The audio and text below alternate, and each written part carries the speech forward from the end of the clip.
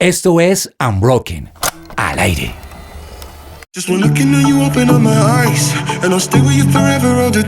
Bienvenidos a un nuevo programa de Unbroken. Estamos a pocos días de las elecciones presidenciales en Colombia y a veces, siendo jóvenes, nos aislamos de este tema o por desinterés o por desconocimiento. Pero hoy tenemos un programa interesantísimo, un ABC de la jornada electoral, y para eso tendremos a un experto, pero también sus preguntas, sus dudas. Empezamos, bienvenidos.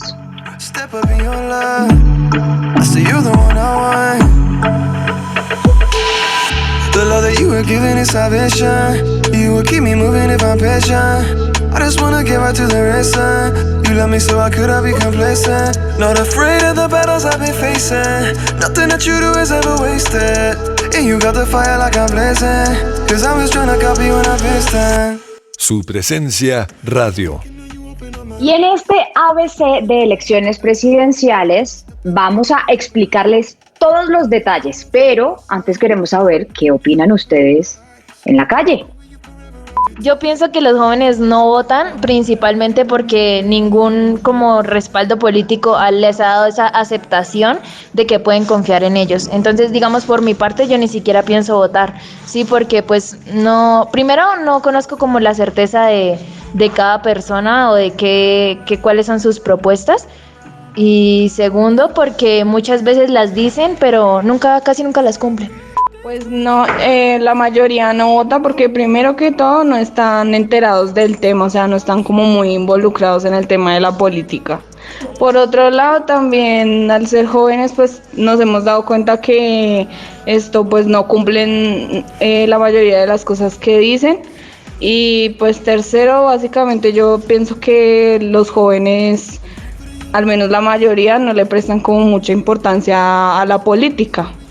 Bueno, ahí están varias de las razones por las cuales los jóvenes en Colombia no votan. Pero tenemos a un experto en nuestra mesa, en Unbroken, es Oscar Simons, es administrador público y magíster en política social, profesor de la Facultad de Ciencias Políticas y Relaciones Internacionales de la Universidad Javeriana y de la Maestría de Gobierno y Políticas Públicas de la Universidad del Cauca. Oscar, bienvenido a esta mesa de Unbroken, gracias por acompañarnos. Hola, buenas noches. Mil gracias a ustedes por este tiempo, por el espacio y bueno, espero que en esta charla podamos mejorar un poquito este tema de la conciencia política en este país y en los jóvenes. Te vamos a hacer preguntas así bombardeadas, incluso tendremos también preguntas de los jóvenes, pero vamos a arrancar con una información general. Dani Galvis, te saludo primero, bienvenido también a la mesa de Unbroken. Yo quiero arrancar preguntando lo más básico, puede sonar bobo, pero ¿cuándo es que son las elecciones presidenciales? Bueno, hola Dani, muchas gracias por la invitación también a esta mesa el día de hoy. Y lo primero que hay que tener en cuenta es que las elecciones van a ser el 29 de mayo, domingo 29 de mayo. Entonces, perfecto, domingo 29, más o menos el horario es de 8 a ¿qué? De 8 a 4 de la tarde. Para repasar, uno de nuestros oyentes nos decía que es que no saben a veces ni siquiera, no solamente las propuestas, ni siquiera a veces sabemos cuáles son los candidatos, quiénes son, de qué partidos son, cuáles son sus fórmulas vicepresidenciales. Bien, entonces para estas elecciones vamos a contar con 8 aspirantes a la Casa de Nariño, los cuales comenzamos con la Liga de Gobernantes Anticorrupción, que está representada por Rodolfo Hernández, que lo conocerán como el ingeniero. Él tiene una fórmula vicepresidencial en Marlene Castillo. Seguimos con Colombia Justa Libres, encabezada por John Milton Rodríguez, que tiene a su fórmula a Sandra de las Lajas Torres. El equipo por Colombia, representado por Federico o Fico Gutiérrez, que tiene en su fórmula a Rodrigo Lara. El Centro Esperanza, que está representado por Sergio Fajardo y su fórmula Luis Gilberto Murillo.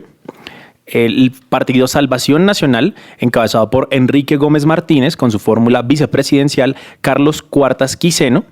El Pacto Histórico, con Gustavo Petro y su fórmula vicepresidencial Francia Márquez. Y Colombia Piensa en Grande, con Luis Pérez y Serefino Mosquera.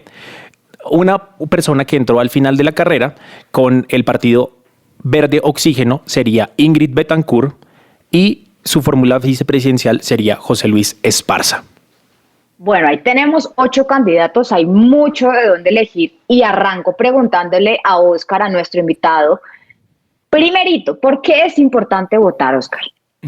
Bueno, pues nada, yo creo que siempre es importante votar, pero en estas elecciones la gente debe tener algo muy claro.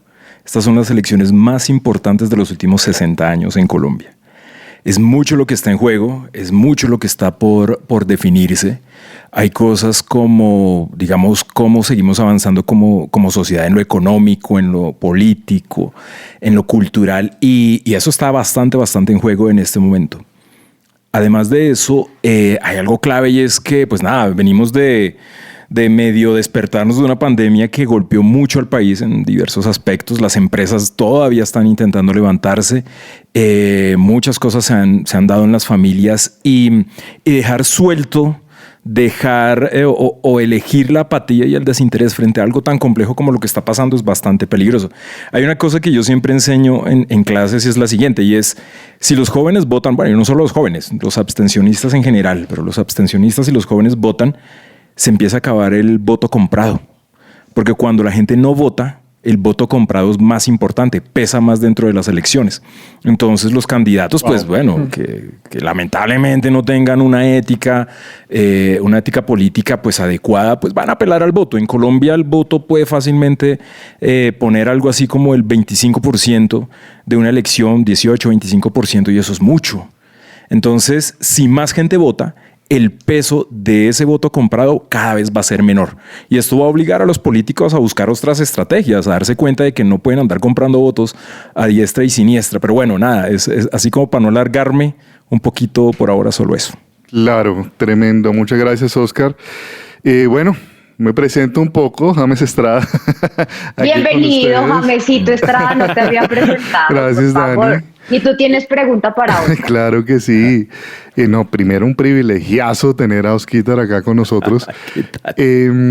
Oscar, he escuchado mucho eso que usted acaba de decir. Hay mucho en juego, son las elecciones más importantes en mucho tiempo. Yo quiero hacerle 2 preguntas en una. Primero, ¿por qué se dice eso? Y segundo, ¿qué es ese tema que se habla mucho hoy en día, el tema de izquierda, derecha, centro, centro-izquierda, centro-derecha, al ángulo, pegó en el palo? ¿Qué es izquierda, qué es derecha rápidamente y por qué son las elecciones más rápidas? Bueno, más importantes. Más importantes. Bueno, digamos que el país, bueno, el mundo, no solo Colombia, sino el mundo entero, pero de manera particular Colombia está en este momento en una situación crítica, muy compleja. Para nadie es un secreto, por ejemplo, lo que está pasando con los precios de los alimentos. Entonces, la inflación está reventadísima, ya llegando al 10% acumulado. Eso es una cosa tremenda. En los alimentos a veces llega al 18, al 20%. Entonces, el tema es que si estos problemas no son abordados por un gobierno tal vez con las capacidades, con la visión correcta, y además de eso, los ciudadanos no están dispuestos a controlar a su gobierno, hacerle control social, a estar pendiente de lo que hace, pues lo más probable es que estos problemas no se solucionen de la manera que se tienen que solucionar. Entonces ese es un tema clave aquí. Súper clave. Tenemos otros problemas y mal haría yo en no mencionar algunas cosas. El narcotráfico está creciendo. Hoy vendemos más coca que hace 10 años, 12 años. Yo compro té de coca. Dime. Compro té de coca. Bueno, pero ese no entra acá dentro de las cuentas que yo estoy haciendo. Bueno, ok. No, ese tranquilo, ese no hay problema. Estamos subiendo Espero que no haya problema con ese tema. Creo que mi líder se acaba de enterar. Bueno, está bien. Okay. De todo hay en la viña del Señor.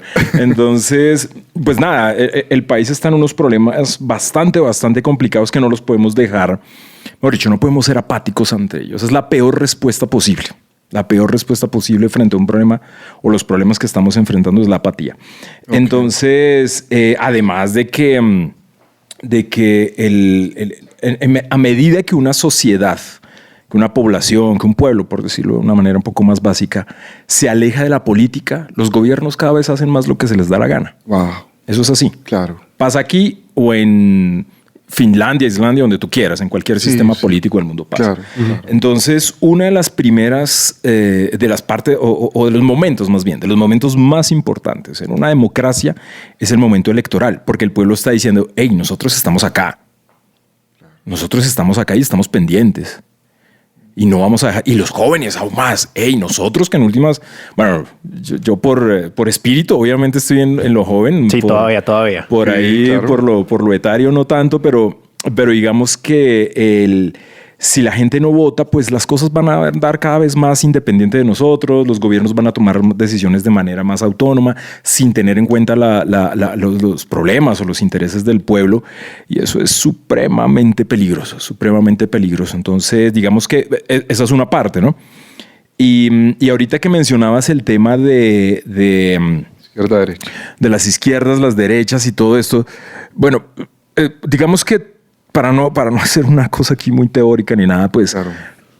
por lo general los partidos de derecha son partidos que tienden más a privilegiar las instituciones. Eso no es malo en principio, o sea, que haya un orden institucional definido, claro, que se respete, que se mantenga eso. Los partidos de derecha son partidos que valoran en un nivel bastante amplio la economía de mercado, o ¿cómo lo diría? O sea, como que haya libertad en el mercado, pues, con los beneficios y los problemas que eso conlleva, ¿no? Entonces son partidos que tienden mucho hacia ese lado. Son partidos que, en los cuales, por ejemplo, los temas de seguridad son centrales. Son centrales, entonces el fortalecimiento de la fuerza pública, pues en Colombia hablamos del ejército, la policía, en otros países son otras cosas, pero digamos que el fortalecimiento de estas instituciones es vital, y el mantenimiento del orden social, así a veces toca utilizar la fuerza, Sí. está ahí, o sea, está en la agenda. Ahora bien, aquí sí quiero aclarar algo, y es: en Colombia no tenemos una derecha muy clara. La derecha colombiana no es una derecha tan como la derecha europea, por decirlo de alguna manera, ni siquiera como la derecha en Estados Unidos, para hablar del Partido Republicano. No, nuestra derecha es diferente, ¿no? Nuestra derecha es, digamos, tiene unos vínculos con ciertos grupos sociales muy definidos y busca favorecerlos. Bueno, eso no es ilegítimo en la política, pero es bastante complejo. Bueno, y no me voy a alargar. Y la izquierda. Las izquierdas por lo general son partidos que apelan más a la libertad en todos los planos, ¿no? Incluso donde menos libertad realmente apelan es en el mercado, pero apelan más a las libertades individuales, que la gente tome las decisiones que considere para bien o para mal que debe tomar. Y las izquierdas tienden a favorecer más los derechos de la gente que la economía. A veces eso sale bien, a veces eso sale mal, ¿no? Pero digamos, ahí hay un poquito como la diferencia. Los centros, carajo, o sea, es difícil porque en Colombia nunca hemos tenido un centro. Oh, qué interesante. Ahorita, pues algunos de ustedes lo sabrán, pues venimos de unas consultas interpartidistas para escoger candidatos a la presidencia. Sí, El caso pues más concreto, pues en el tarjetón que Daniel mencionó ahorita está Sergio Fajardo. Sí. Y Sergio Fajardo fue escogido dentro de una consulta interpartidista de centro. Pero esa es la primera vez que eso pasa en Colombia. Oh, wow. Wow. Y eso ya nos plantea un problema porque tenemos Claro. un atraso de 40 años frente a lo que es la construcción del centro en la política Claro. en un país. Te la pongo así de súper sencilla. En Alemania hay un partido político que ha gobernado durante décadas, que acaba de salir la canciller Angela Merkel, y es el Partido Socialdemócrata Cristiano, ¿no? Y es un partido de centro. Y ese partido tiene ya 110 años. Wow. Y nosotros hasta ahora estamos como pensando en lo que es el centro. Entonces, pero bueno, un poco para contextualizar el experimento del centro en Colombia, pero un partido de centro es un partido que intenta mantener un equilibrio relativo entre las ideas de la derecha y la izquierda. Hay una cosa súper clave, y es que un partido de centro permite la convivencia de la izquierda y la derecha. De gente que piense, digamos, y uno lo puede decir claramente, de gente que tenga un perfil socialista, listo, puede estar acá en el partido de centro, o con gente que tenga un perfil bastante moralista o bastante de derecha, usted también puede estar acá, pero el quid del asunto, digamos, la piedra angular de todo esto es que ninguno de los dos se impone sobre el otro. Okay. Un partido de centro es un partido que maneja un balance. El balance sería la característica. Pero, pues nada, a esa tarea y a ese proceso estamos muy quedados en Colombia, ¿no? En América Latina en general, pero en Colombia más todavía. Es cierto. Y digamos que esas son las preocupaciones que tienen los jóvenes en este momento, porque ellos escuchan de pronto qué es derecha, de pronto qué es izquierda, ya pues tenemos aquí un poco de contexto, pero una de las cosas que escuchábamos también es ellos realmente no saben qué es la información o sea, pues qué es lo que están proponiendo las personas. Y una de las preocupaciones que he escuchado entre algunas de las personas con las que he charlado es la falta de confianza que hay en los medios que están transmitiendo la información. Entonces, los noticieros, las encuestas, escuché una frase muy colorida que decía que las morcillas y las encuestas son iguales porque uno no debería saber cómo las hacen. Entonces... y a veces ni comérselas. Exactamente. Entonces, no sé si de pronto nos pudieras dar algunos tips de, oiga, yo de pronto quiero saber qué es lo que está proponiendo una persona, qué es lo que está proponiendo otra, y saber, porque de pronto si yo busco el nombre de la persona en, no sé, Twitter o Facebook o Instagram, posiblemente me van a aparecer personas que aman a esta persona y lo presentan como el salvador de la nación, o lo pueden presentar posiblemente como el villano que va a destruir el país, y las personas realmente lo que quieren es la información pura y clara para saber exactamente qué es lo que la persona está proponiendo y si eso se alinea a lo que ellos están buscando en este momento. Ok, sí, ese es un punto clave, ¿no? El acceso a la información hoy en día es bastante complicado. La maraña o el enredo o el laberinto de tweets, publicaciones, informaciones, fake news que uno encuentra para tratar o que uno ve para tratar de encontrar alguna información más o menos veraz y es bastante amplia, bastante complicada, y eso sin hablar del tema de los algoritmos que opera. Ahora, Colombia, digamos, para algunos que han estudiado la dinámica electoral y el efecto de las redes sociales aquí en Colombia, pues todavía no estamos en un punto alto de que las redes sociales sean supremamente determinantes en una elección, pero ahí vamos, ¿no? No estamos como en Estados Unidos, no estamos como en Inglaterra todavía, que allá son supremamente relevantes. Aquí vamos en el proceso, pero igual ya están. Entonces, pues nada, está esto. Ahora, yo soy de los que creo que no hay que evadir tampoco esto. Es decir, no hay que tenerle miedo también a lo que uno pueda observar de una persona que sí sea fanática de un fulano o del otro, porque eso también es política. La política también tiene que ver con eso. Pero aquí es donde estaría un poco la clave. Si me quedo con eso, pues estoy fregado, porque entonces voy a ver es una foto perfecta, divina, una foto de Instagram súper montada, con tremendo fondo así, pero no estoy en Miami, estoy en mi casa ahí con un filtro o alguna cosa así. Entonces, lo clave es irse directamente a la fuente. Todos los candidatos hoy tienen su página. Todos los candidatos hoy tienen, así no esté la última versión de su programa de gobierno. ¿Y qué es un programa de gobierno? Es un documento, un texto, a veces bonito, a veces aburrido, pero es un documento en el cual los candidatos escriben sus propuestas para los diferentes temas que tengan que les interesen. Y es un documento que tienen que inscribir en la Registraduría Nacional para poder ser candidatos. Es un requisito legal. Claro. Entonces, esos documentos ya están. Ahí se puede ir uno. Ahí se puede uno ir a leer específicamente eso.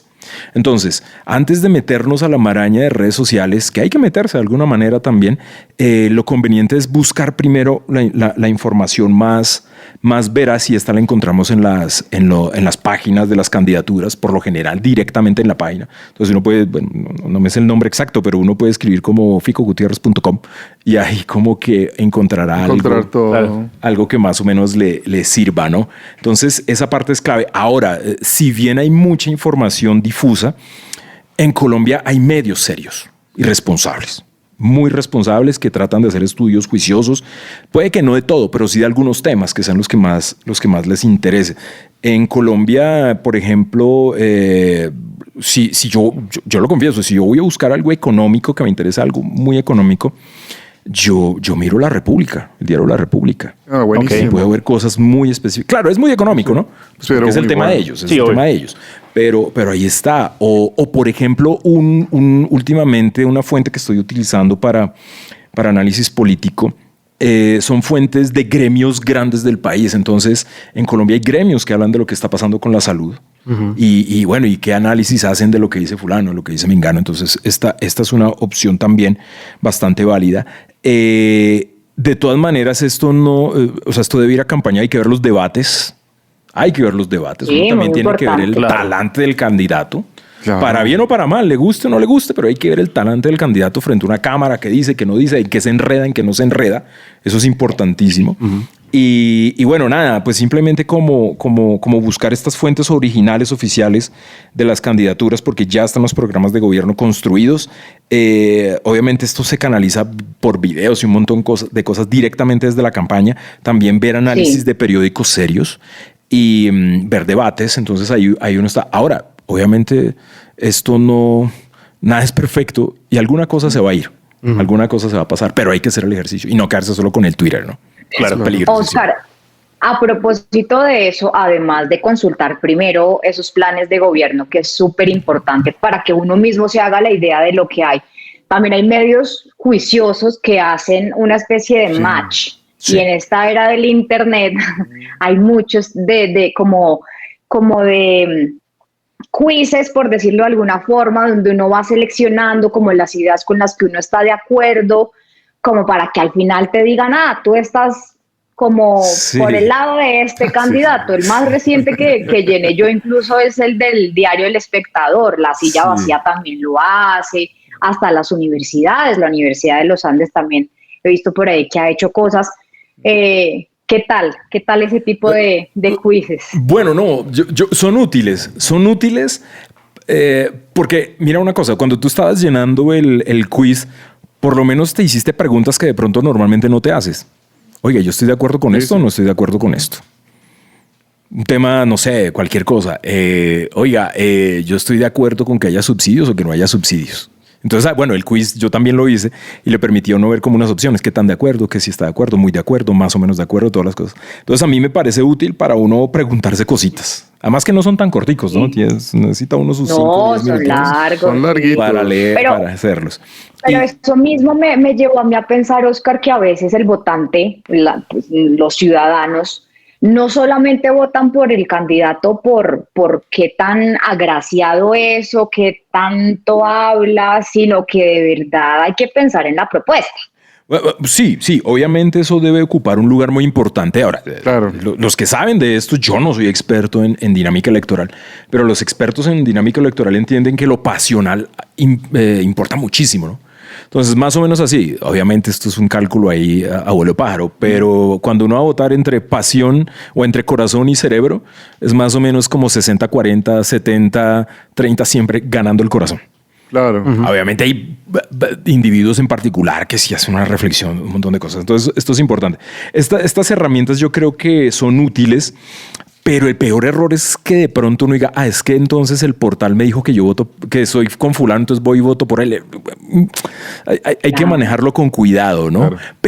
Pero sí de pronto nos sirve como para entender que podemos más o menos tener una cierta afinidad con las ideas de uno o del otro, ¿no? O de los otros, porque obviamente en el caso colombiano estamos hablando de 8 candidatos como Daniel lo mencionaba al principio. Entonces son útiles, pero tampoco lo podemos volver como, mejor dicho, ya, esto es, porque entonces se nos vuelve como los quizzes de enamoramiento de las revistas que seguramente James y yo conocemos, los demás no creo, pero que antes se hacían quizzes, que si te miro de tal manera, entonces sí, no, sí le gustas, no le gustas. Entonces hay que manejarlo con cuidado. Hay que hacerlos, los apoyo, pero también hay que darle paso a la reflexión propia y tomar distancia un poco también de lo que haya podido salir. De pronto posiblemente hacer una investigación más profunda sobre lo que le dice, o sea, si este candidato puede ser el tuyo, bueno, ¿por qué podría ser el mío, por ejemplo? Claro, y por ejemplo, si digamos hay 2 o 3 preguntas que a uno le llamaron mucho la atención, pues nada, pues sobre esas 2 o 3 preguntas voy e investigo un poquito más.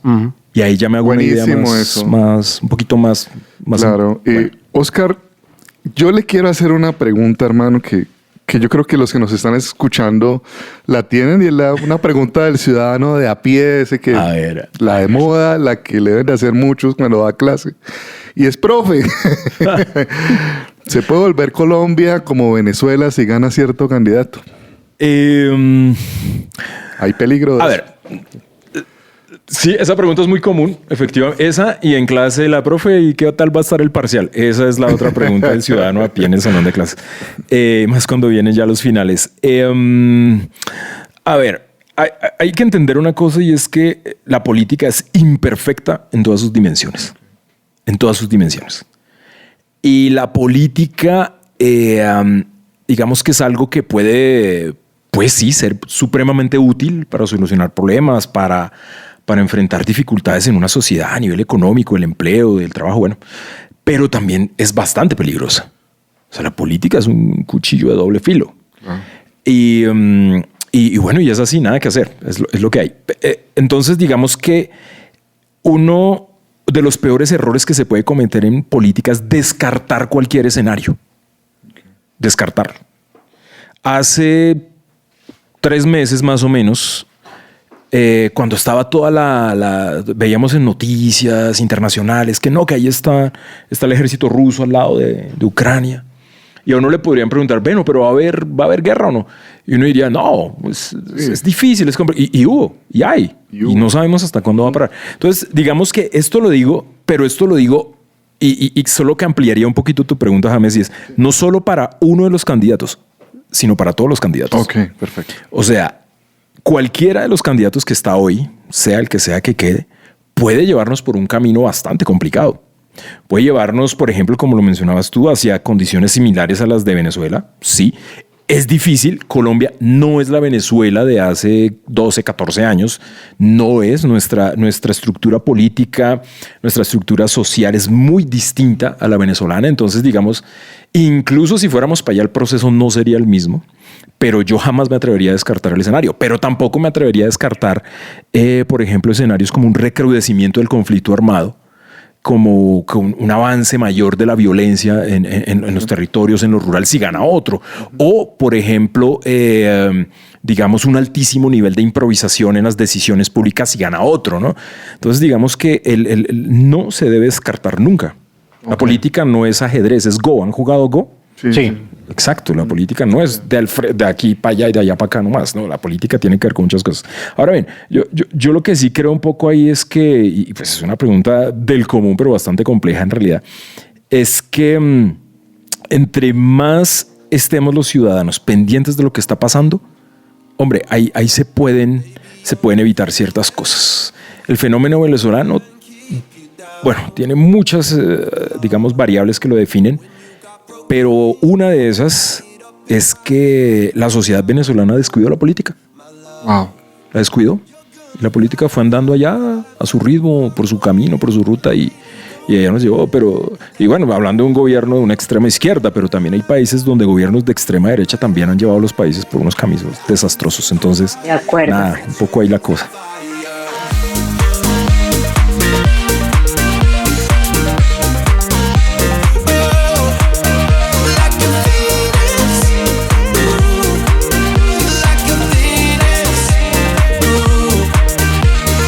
Su presencia radio. Oscar, vamos a hacer un cambio de frente, un cambio de tema. No tan de frente porque igual sirve, pero es que a veces creemos que lo que importa es únicamente la elección presidencial. Pero casi que hay un norte muy importante que se le marca al próximo gobierno y que depende de las elecciones al Congreso. Que a veces decimos, ay, esas elecciones son muy aburridas, yo mejor no voto porque es que es el presidente. Y tuvimos elecciones en marzo al Congreso. Y es muy importante, James, la conformación de ese Congreso y ya Oscar nos va a explicar por qué. Pero hagamos un recuento más o menos de qué fue lo que pasó en marzo. Claro que sí, señora, se le tiene. Escuchen pues, colombianos y colombianas, cómo está conformado el Congreso. Después del 98,91% de las mesas, pues ya ahí contaditas y todo. El Pacto Histórico tiene 16 curules. El Partido Conservador de Colombia tiene también 16 curules. El Partido Liberal Colombiano tiene 15 curules. La coalición Alianza Verde y Centro Esperanza tiene 14 curules. Igualmente tiene el Centro Democrático 14 curules. El Cambio Radical tiene 11 curules. El Partido de la U tiene 10 curules. La coalición Mira, parece así como dice Mira, así en el Valle, pero se llama así. Coalición Mira y Colombia Justa Libres tiene 4 curules. Movimiento Alternativo Indígena Social Maíz tiene una curul. Y Movimiento Autoridades Indígenas de Colombia, AICO, tiene una curul. Así está conformado el Senado de la República de Colombia. Oscar, pero hubo unos cambiecitos después con esos resultados porque hubo algunos problemas con el conteo de los votos, con el preconteo de los votos, al pacto histórico, que es como la coalición de la izquierda o de los partidos de izquierda. Se le sumaron unos votos, ¿no? Hubo ahí como un rollo. Sí. No, miren, esto es chistosísimo. O sea, es chistosísimo, pero por lo triste. En Colombia nunca se logra, o por lo menos desde que yo tengo memoria, no se logra que la composición del Senado, digamos, del primer conteo de votos sea la que efectivamente sea. Aquí siempre hay cambios. Miren, aquí en Colombia hay senadores que entran 3 meses antes de que se acabe la última legislatura. Wow. Porque las demandas se mantienen todo el tiempo. No, pues es que imagínense, si su mercecita cree que por 500 votos le quitaron la curul, se los va a pelear 3 años. Claro. Esos 500 y busca y hace y deshace, a ver dónde los rebusca, a ver si logra quitarle la curul a alguien y bueno, y eso pasa. Entonces sí, lo que dices es cierto. Digamos, muy bien estos datos que James nos da. Esto era como arrancó la composición del Senado al momento de las elecciones hasta este momento, porque no sabemos qué pase de aquí, por ejemplo, el 20 de julio, que sea la instalación del nuevo Congreso. Vamos a ver qué pasa. Hasta este momento sí, el pacto histórico tiene 20 curules, es el que ha venido recuperando, arrancó con 16 y ya se consiguió otras 4.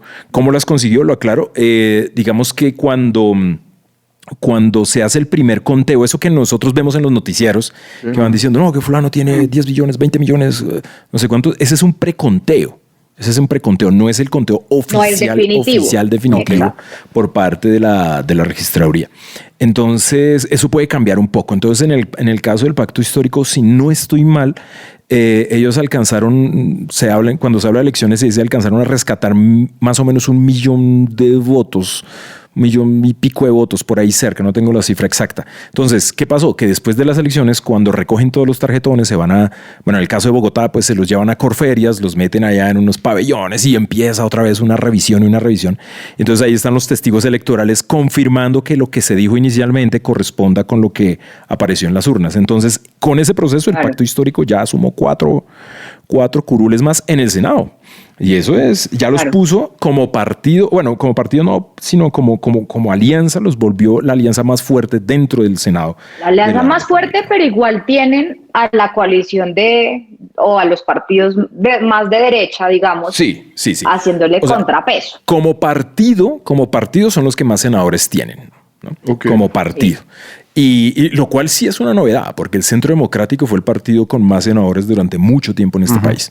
Y ya quedó como de quinto, sexto, una cosa así. Entonces, digamos, el pacto histórico pues tiene sus 20 senadores, hablando del Senado, porque en la Cámara tiene, si no estoy mal, como 40, sí, creo que son 40. No, mentiras. Voy a confirmar mentiras. No, estoy equivocado. Como 20 y pico tienen en la Cámara. Pero entonces estos tienen los 20. Despuesito vienen el Partido Conservador, el Partido Liberal. Más abajito está el Centro Democrático. Y obviamente todos esos votos sumados pues son más que los del Pacto Histórico como tal. Pero el Pacto Histórico también tiene sus aliados dentro del Congreso. Por ejemplo, hablando de la Cámara de Representantes, 9 representantes de las víctimas, que son una circunscripción especial y que se creó y que arrancó este año, después del acuerdo de paz, pues anunciaron que se iban a aliar con el pacto histórico. Y contados así a vuelo de pájaro, en Senado el pacto histórico con alianzas tal vez pueda llegar con otros partidos a unos 35, en ciertos casos 40 votos, que ya es importante. No le van a dar la mayoría del Senado, obvio. Más los 5 de las FARC, que las FARC tienen. Sí. Incluyéndolo. O sea, si sumamos lo del Partido Comunes, sí. Si lo que es el pacto histórico, más el Partido Comunes, más de pronto el Maíz, que bueno, es de un botico, más algunos de la Alianza Verde y la coalición Centro Esperanza, mal contados pueden estar más o menos rondando los 40. No les da la mayoría, pero en Colombia, en el Senado de la República, nunca se habían tenido tantos senadores de una tendencia de izquierda. Eso sí es una novedad. Eso es histórico en Colombia, ¿verdad? Eso es histórico en este país. Aquí lo normal es que la izquierda tuviera sus 20, sus 25 voticos ahí más o menos. volviendo un poquito al tema de lo legislativo y sabiendo que, pues, lo que hablaba ahorita de que son aproximadamente 40 candidatos, pues, 40 representantes que están, pues, con estos partidos de izquierda, las personas estaban preocupadas. Pues escuché a algunas personas que tenían un poco de tendencia de derecha y también con, pues, personas de izquierda que estaban, pues, declarando una victoria sobre estas personas, como de ya ganaron y ya se va a tomar decisiones de lo que ellos, lo que ellos quieran, por así decirlo. Pero realmente, como dado que ya sabemos que no es la mayoría del Congreso, bueno, del Senado y el Congreso también, ¿qué se esperará? ¿Qué podemos esperar en los próximos 4 años de un Congreso conformado por, pues, una izquierda tan fuerte? Bueno, hay una cosa, ¿no? Digamos, sí, hay mucho senador, o sea, bueno, no mucho, digamos que más que lo que siempre hemos tenido. Sí, no, pero no son mayoría en el Senado. Eso es una primera cosa que hay que tenerla súper clara. No son mayoría en el Senado. Y tampoco en el Senado son más o menos el 40% sumando alianzas, ¿no? Sumando alianzas. Y en la Cámara son más o menos el 30% sumando alianzas. Entonces es una mayoría, o digamos, es una fuerza importante, pero no tiene la mayoría en ninguna de las dos, de las dos cámaras, ni en Senado ni en la Cámara de Representantes. Entonces, eso en un escenario de un gobierno de izquierda ya va a generar unos límites. Ya va a generar unos límites hasta dónde se podrá mover o hasta dónde se podrán implementar algunas reformas de pronto en materia de salud, en materia de educación, en materia de trabajo, bueno, en lo que sea. Ya va a haber unos límites ahí. Eso hay que tenerlo claro. Pero en un escenario de un gobierno de derecha, que de todas maneras uno podría decir, de todas maneras mantienen la mayoría, no son las mismas mayorías. ¿Y qué pasa? Aquí hay algo clave y es que cuando las mayorías se van reduciendo, entonces el voto de cada congresista es más importante. Y eso aumenta el poder de negociación del congresista frente al presidente de la República. O al gobierno, pues, no solo para hablar del presidente, frente al gobierno, aumenta su poder de negociación porque mi voto vale más. Si usted tiene el 90% del Congreso, pues nada, pues me toca votar ahí como voten los demás. Pero si apenas tiene el 60%, eso aumenta el poder de negociación. Pero entonces eso me lleva a preguntarte de forma un poquito más clara y más concreta es, ¿el presidente puede hacer lo que quiera o cuánto depende del Congreso? Porque a veces creemos que es que el presidente sea derecha, izquierda, centro, se eligió y entonces decide todo. No. Ok. Bueno, no. En Colombia, y perdón aquí por utilizar un término, digamos, más conceptual, en Colombia tenemos un sistema político presidencialista. O sea, el presidente de la República sí tiene mucho poder. Sí tiene mucho poder, eso no lo vamos a negar. Tiene mucho poder en términos de manejar cuáles son los grandes proyectos que se van a implementar en lo social, en lo económico, en lo ambiental. Es el que maneja las fuerzas militares en el país. Es el que define cómo va el presupuesto. O sea, ¿para dónde va la platica? Vamos a invertir más en vivienda, vamos a invertir más en carreteras y así. Pero el presidente en Colombia no puede hacer nada que esté por fuera de la ley. Y el Congreso de la República es el que construye las leyes inicialmente. Entonces, la autonomía del gobierno o del presidente va hasta donde la ley se lo permite. Y eso es algo que hay que tenerlo muy, muy, muy, muy claro y muy presente en el caso colombiano. Entonces, si ustedes se dan cuenta, muchas veces para que un presidente pueda hacer, entre comillas, porque esto es entre 10,000 comillas, lo que quiera, tiene que cambiar la ley. Si no cambia la ley, no puede hacerlo. Entonces, ahí es donde viene el enfrentamiento, no digamos el enfrentamiento, ahí es donde viene la relación con el Congreso. Necesita que el Congreso le apruebe X, Y o Z leyes para poder hacer cosas de manera más autónoma. Entonces, en condiciones normales, el presidente está supremamente limitado por la ley. Pero aquí hay una cosa que digamos, antes no era tan evidente, pero que la pandemia nos la hizo súper evidente. Y es que en Colombia sí hay un mecanismo que le permite al presidente de la República tener más autonomía, no 100% autonomía, pero sí mucha más autonomía que en tiempos normales. Y es lo que se llama la declaración de la situación de emergencia, del estado de emergencia. El gobierno el presidente de la República tiene la facultad de proponer el estado de emergencia, que es casi en lo que ha gobernado el presidente Iván Duque desde el 17 de marzo de 2020, que fue cuando en Colombia se decretó pues la pandemia. Exacto. Entonces llevamos ya 2 años, más o menos, 2 años pasaditos. En 2 años y pico, el gobierno ha gobernado en condición de emergencia. ¿Qué pasa? En la emergencia, el gobierno tiene más facultades que en periodos normales. Entonces, el presidente de la República tiene mayor autonomía. Hay un instrumento aún mayor, pero obviamente ya estaríamos hablando de una cosa ya bastante complicada, aunque en política yo nunca me atrevo a descartar cualquier escenario, y es que se decrete la conmoción interior. Cuando se establece la conmoción interior en un país, digamos como Colombia, pues eso le permite al presidente disolver al Congreso. Es una de las facultades que tendría ahí. Y durante un tiempo, obviamente, pues hay unos límites legales también y constitucionales. Durante un tiempo, el presidente casi que adquiere funciones legislativas y puede sacar leyes.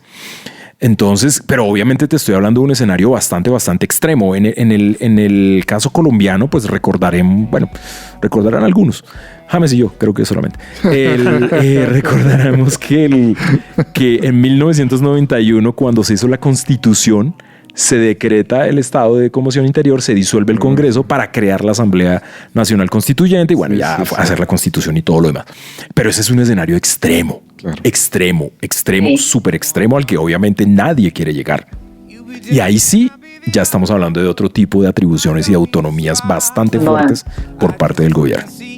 Shine, you could be Joe, I could be Chandler.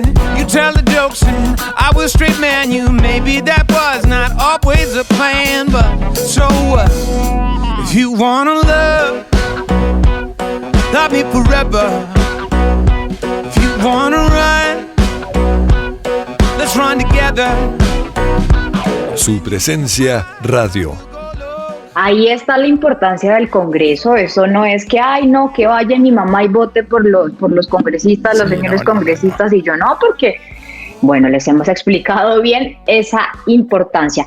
Ya nos quedan unos pocos minutos para acabar este capítulo, que podríamos hacer hasta, mejor dicho, capítulo 1, 2, 3 de este ABC de elecciones. Pero quiero, Oscar, que nos vayamos a lo más pedagógico del tarjetón y del cómo votar. Vale. Algunos de nuestros jóvenes, los escucharemos en minutos, han dicho, bueno, me paro frente al tarjetón y ¿qué tengo que hacer? Vale, no, claro. Pues lo ideal es llegar con una idea anterior. No, pues mira, está el tarjetón, ¿no? Entonces, digamos, cuando hablamos de lo mecánico, que es votar, lo primero que yo tengo que tener en cuenta es que yo solo puedo marcar una opción. Eso es súper importante, porque aquí en Colombia se anulan cientos de miles de votos porque la gente marca 2 casillas, o 2 candidatos, o 3, o el voto en blanco y otro candidato. No. Para que el voto no sea anulado, solo se puede marcar una candidatura, una fórmula presidencial, perdón.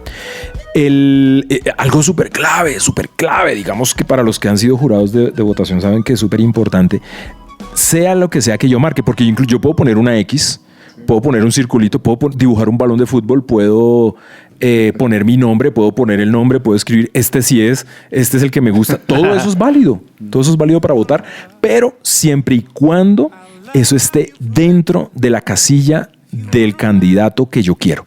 Si yo me meto en la casilla de al lado, en el del vecino, anulo el voto. Entonces, digamos, eso es una cuestión que si uno diría como, bueno, es para dummies, pero no es muy importante. Sí. Es muy importante. Es más, si uno echa cabeza, uno puede decir, uy, yo como que anulé 3 votos, porque pues el día que me puse a jugar ahí triqui, pues claro, la embarré. Entonces, digamos que solamente se puede marcar una casilla, no se puede hacer más. Entonces, digamos, eso es clave para votar. Ahora bien, lo importante también es la parte previa, haber leído, haber tenido. En Colombia, ustedes no se imaginan la cantidad de gente que vota al pinochazo. Wow. ¿Al Timarín? Sí, como en el parcial. Esta sí está. Entonces, eso hay que evitarlo y hay que madurar un poquito ahí para no meternos o llegar a improvisar, pero tener una idea clara. Súper importante. Y uno cree que no. Estar seguro de que uno está marcando la casilla a la persona que quiere. Claro. Aquí se confunden muchos. Casi todos los candidatos usan camisa blanca cuando están en el tarjetón. Y eso es un problema. Y si yo por ahí necesito gafas o tengo mi problema de astigmatismo, uy, ¿era este o no era este? No, hay que revisar el tarjetón bien antes de marcar la opción. Pero entonces hay que marcarlo ahí. Tener claro, obviamente, temas como las propuestas, haber definido antes. Miren, es supremamente complejo y peligroso hacer la de ¿quién quiere ser millonario? De la llamada al amigo. Oiga, ¿por quién voto? ¿Usted por quién va a votar? No, fulano. Ah, bueno, entonces yo también. No. O sea, eso ya tenemos que irlo superando y tener una idea clara, saber que tengo que votar de manera muy específica. No puedo votar por 2 ni por 3, ni el voto en blanco y otro, nada. Si yo dejo el tarjetón blanco, es anulado también. No sirve. Entonces, digamos que un poco como recordar esa mecánica de votación que es importantísima. Yo, la verdad, no tenía idea que uno podía poner cualquier cosa, pero sí. Lo voy a tener Hay que muy en exagerar, cuenta. no, tampoco hay que exagerar. Voy a dibujar un dragoncito. Entonces, sí, esa parte tampoco. Bueno, pues Oscar Simmons nos ha acompañado en este capítulo de Unbroken. Ha sido nuestro experto para poder explicarles a todos ustedes qué hacer el próximo 29 de mayo, cuando sería la primera vuelta presidencial. Eso nos hizo falta contarlo de pronto un poquito, y es que en caso de que haya, Oscar, si nos puedes ayudar con algo muy breve, ¿qué pasa? ¿Qué es esa cosa de la segunda vuelta? Sí, súper importante. En Colombia tenemos un sistema de elección del presidente que es más o menos la siguiente cosa. En la primera vuelta van todos los candidatos que quieran. Que quieran, que tengan un partido, que hayan podido habilitar su candidatura, todos los que sea. 10, 20, 15, los que sea. Pero si ninguno de los candidatos obtiene la mitad más uno de los votos, nadie gana. Okay. Nadie gana. Y lo que se hace es que los dos candidatos, las dos personas que más votos hayan obtenido, van a la segunda vuelta. No es por azar, no es a la suerte de ver quién va entonces a la segunda, no. Los dos que más votos hayan obtenido van a la segunda vuelta. En Colombia, para que un candidato ahorita, como están las cosas, gane en primera vuelta, se necesitan casi 10 millones de votos. Eso es una cosa durísima. Entonces, los dos entonces que más votos obtienes van a la segunda vuelta. Se desarrolla después una segunda vuelta que es el 19 de junio. Correcto, sí. La fecha el 19 de junio. O sea, 3 semanitas más o menos después de la primera vuelta. Sí, vea pues. Entonces, esa sí no me la sabía. Ahí se escoge y ahí sí el que gane. El que obtenga más votos, sea 10, 15 voticos o 3 o 5 millones de votos más, ese ya es el que queda elegido como presidente de la República. Bueno, entonces tenemos esas dos fechas en la cabeza: 29 de mayo, posiblemente 19 de junio. Y esto ha sido todo por este capítulo de Unbroken. Oscar Simmons, muchas gracias por habernos acompañado, por habernos dado luces. Espectacular. Bueno, espero que algo se haya iluminado, ¿no? Claro que sí. Y a todos ustedes los que nos escuchan en Unbroken, bueno, pues gracias también por habernos acompañado, por habernos escuchado. Este fue un ABC de la jornada electoral en Colombia. Nos vemos en otro capítulo. ¿Dónde está mi hogar? ¿Dónde tengo paz? ¿Dónde está mi hogar? ¿Dónde tengo